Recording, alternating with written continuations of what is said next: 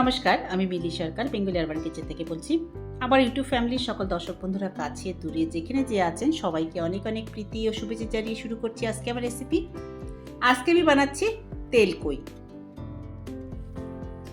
কই মাছ বাঙালিদের অতি পরিচিত এবং খুব প্রিয় একটা মাছ। যদিও আজকাল বাজারে অনেক রকম কই মাছ পাওয়া যায়, থাইল্যান্ডের কই আরও কী, কিন্তু দেশি কইয়ের স্বাদই আলাদা। আজকে আমি এখানে রান্না করেছি দেশি কই, যেটা গরম ভাতের সঙ্গে খেতে কিন্তু দুর্দান্ত লাগে। আসুন দেখে নেওয়া যাক কীভাবে আমি খুব সহজেই তৈরি করেছি এই কই মাছের রেসিপিটা। এখানে আমি রান্না করার জন্য 400 গ্রাম কই মাছ ধুয়ে নিয়েছি, ধুয়ে জল ঝরিয়ে নিয়েছি। মাছটা অ্যাকচুয়ালি বাজার থেকে কেটেই এসেছিল। কই মাছ কাটাটা বেশ মুশকিল ব্যাপার। সেই কই মাছ যদিও কেটে আসে, কিন্তু সেটাকেও ভালো করে পরিষ্কার করে নিতে হয়। তারপরে এটাকে ধুয়ে জল ঝরিয়ে নিয়েছি।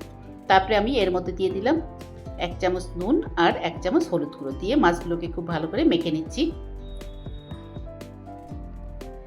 মাছগুলো নুন হলুদ দিয়ে ভালো করে মেখে নিচ্ছি। মেখে মাছগুলোকে সরিয়ে রাখবো, তারপরে যাব রান্না করার দিকে। এদিকে রান্না করার জন্য কড়াই বসিয়ে দিয়েছি। কড়াই গরম হয়ে গেলে দিয়ে দিচ্ছি বেশ অনেকটা পরিমাণ সরষের তেল।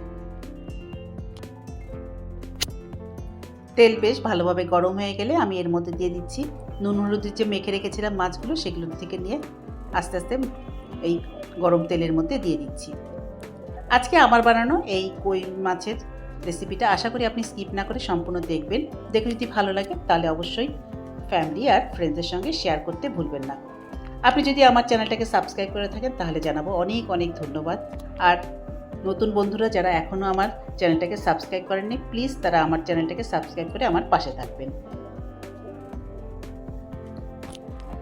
দেখুন এইবার মাছগুলোকে আমি আস্তে আস্তে উল্টে দিচ্ছি। যেহেতু তাজা মাছ এইরকমভাবে বেঁকে যায়, সেটাকে একটু সাবধানে আস্তে আস্তে করে উল্টে দিতে হবে। এইভাবে করে হালকা হাতে মাছগুলোকে সবগুলো মাছকে উল্টে দিচ্ছি।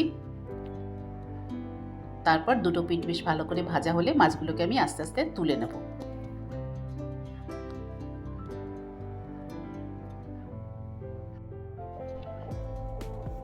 মাছগুলোকে সব উল্টে দিয়েছি, দুটো পাশ বেশ ভালো করে ভাজা হয়ে গেছে। এবার আমি মাছগুলোকে তুলে নিচ্ছি। একটু আস্তে আস্তে করে তুলে নিতে হবে, নাহলে ভেঙে যেতে পারে।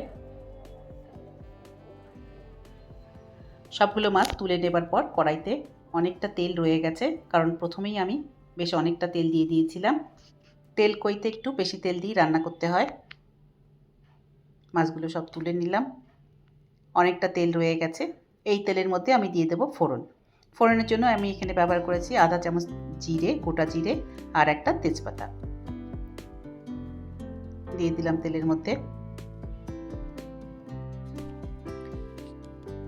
মশলাটা যখন ভাজা হয়ে সুন্দর গন্ধ বেরিয়েছে, এবার আমি এর মধ্যে দিয়ে দেবো দুটো ছোট সাইজ পেঁয়াজ। আমি যেটাকে পেস্ট করে নিয়েছি সেই পেঁয়াজের পেস্টটা সবটাই দিয়ে দিচ্ছি।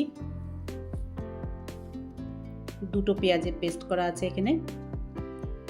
এরপর খুব ভালো করে নেড়ে দিচ্ছি।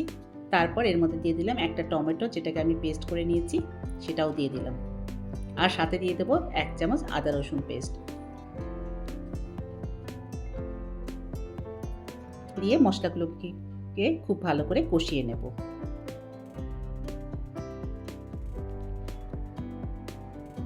মশলাগুলোকে একটু কিছুক্ষণ নেড়ে নেবার পর এবার আমি এর মধ্যে দিয়ে দেবো নুন আর হলুদ গুঁড়ো। এখানে আমি 1 চামচ মতো নুন দিলাম আর দেবো আধা চামচ মতো হলুদ গুঁড়ো।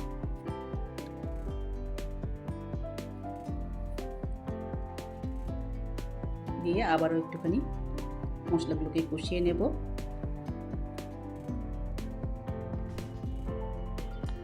মশলাগুলোকে খুব সুন্দর করে কষিয়ে নেবার পর যখন দেখব মশলা থেকে কাঁচা গন্ধ চলে গেছে আর উপরে তেল ভেসে উঠেছে, তখন আমি এর মধ্যে দিয়ে দিচ্ছি 1 চামচ জিরের গুঁড়ো, 1 চামচ ধনের গুঁড়ো আর 1 চামচ লঙ্কা গুঁড়ো।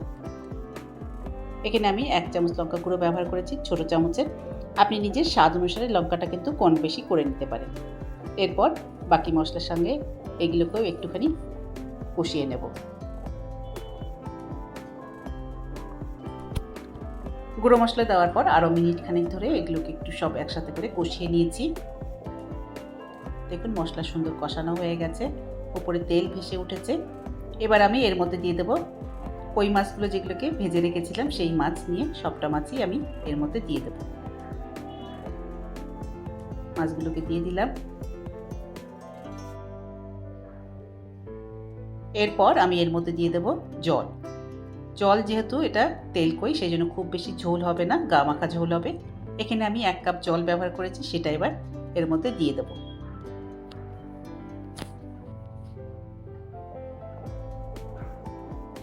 দিয়ে দিচ্ছি জল।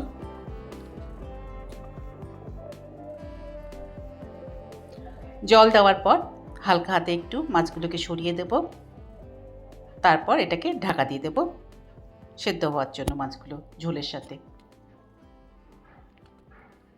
দিয়ে দেব ঢাকা। আঁচটাকে এবার মিডিয়াম করে রাখবো। 3 থেকে 4 মিনিট এটাকে ঢাকা দিয়ে রান্না হতে দিয়েছি। এবার ঢাকাটা সরিয়ে নিলাম।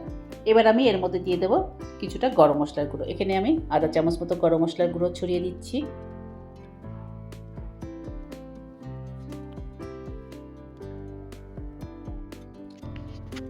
গরম মশলার গুঁড়ো ছড়িয়ে দেওয়ার পর আরও মিনিট খানিক ধরে এটাকে একটু রান্না হতে দেব, তারপর এটাকে নামিয়ে নেব।